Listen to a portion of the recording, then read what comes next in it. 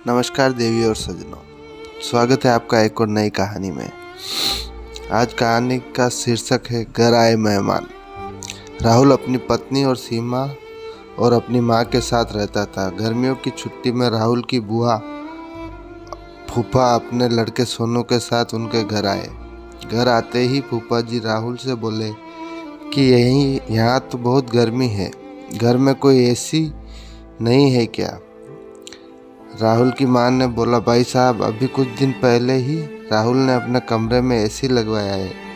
यह सुनते ही फूफा जी अपने बेटे से बोले कि सारा सामान राहुल के कमरे में ले गए। राहुल ने उसकी पत्नी सीमा चुप रहे क्योंकि उन्होंने सोचा कि कुछ दिनों की बात है।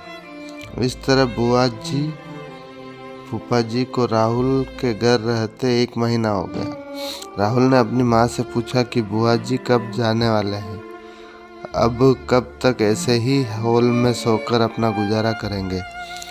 राहुल की माँ बोली, बेटा रिश्तेदारी का मामला है, हम कुछ कह भी तो नहीं सकते हैं। राहुल की पत्नी सीमा बोली, वह सब तो ठीक है, लेकिन उनका छोटा लड़का सोनू सारा दिन घर में उद्यम करता रहता है।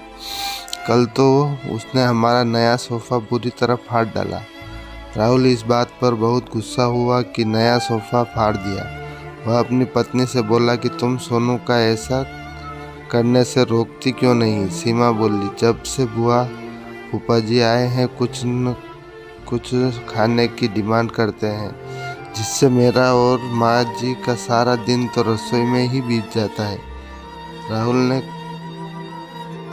कहा कि मैं अभी जाकर फूफा जी से पूछता हूँ कि वह आखिर कब जाएंगे। राहुल ने बातों बातों में फूफा जी से कहा कि 1 महीना हो गया है, आपके जॉब की छुट्टियाँ तो ख़त्म हो गई होगी ना?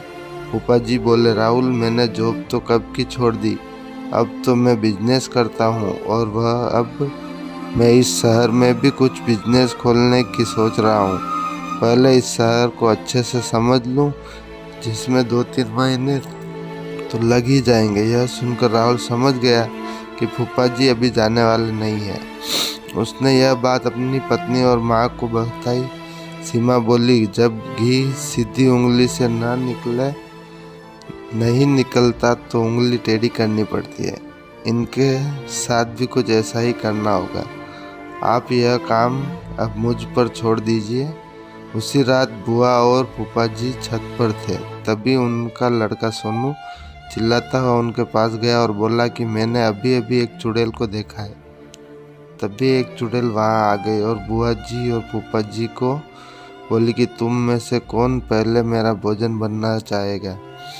चुड़ैल को देखकर वह बहुत डर गए और उस घर से भाग गए। उनके जाने के बाद सीमा ने अपना चुड़ैल का मुखौटा उतारा। बुआ के परिवार के जाने के बाद सब चैन की सांस ली। सीमा की सास सीमा से कहा कि तू तो बड़ी अच्छी चुड़ैल बनती है। यह कहकर सब हंसने लगे। कहानी से सीख। इस कहानी से हमें यह सीख मिलती है कि हमें किसी भी रिश्ते का गलत फ़ायदा नहीं उठाना चाहिए। जिस तरह बुआ के परिवार ने अपने रिश्तेदारी का गलत फ़ायदा उठाया और दूसरों को परेशान किया। अगर वीडियो अच्छी लगे तो लाइक करें, शेयर करें। मिलते हैं अगले वीडियो में।